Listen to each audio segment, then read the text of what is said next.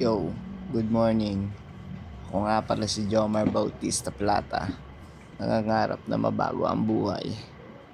At ito, ipapakita ko sa inyo ang simpleng leg workout ko.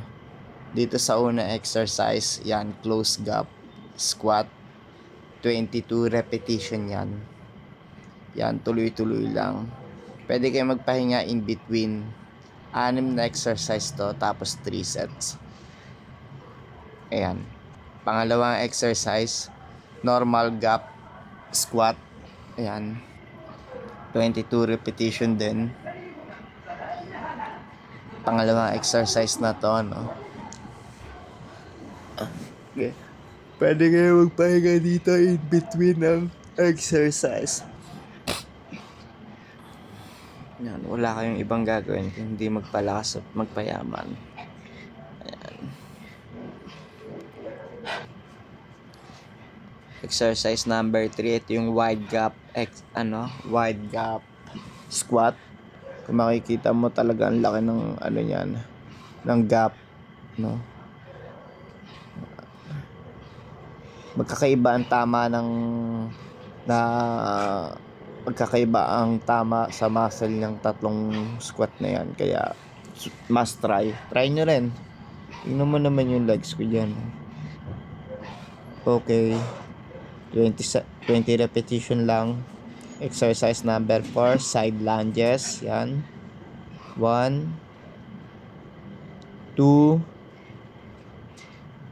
3 4 5 6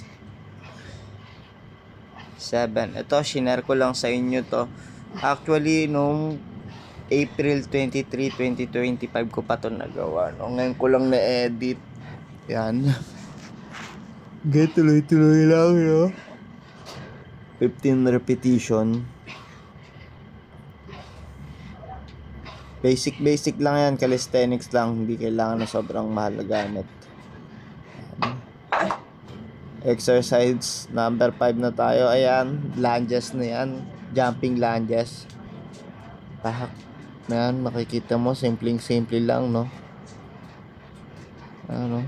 Yeah. Tuloy-tuloy lang hanggat hindi umaapoy ang legs nyo, no? Magkakaiba ang tama niyan, kaya subukan nyo na rin. Ayan ang pangkumpleto ng buhay natin, legs. Para tayo, may puso ka dyan sa legs, De joke, ayoko lang magpabayanan. Ayan, exercise number 3. Pinakamahirap sa lahat para sa akin, pistol squat.